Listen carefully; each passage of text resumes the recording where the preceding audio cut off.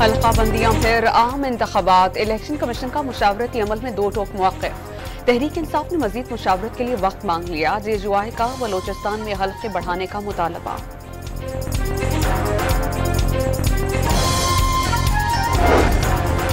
Election commission का आम इंतखाबात की तारीख के लिए सदर मुमलिकत से मुशावरत से इनकार। आरिफ अलवी वजारत कानून और इंसाफ से इख्तियारात के आईनी नुक्ते पर राय तलब कर चुकी हैं।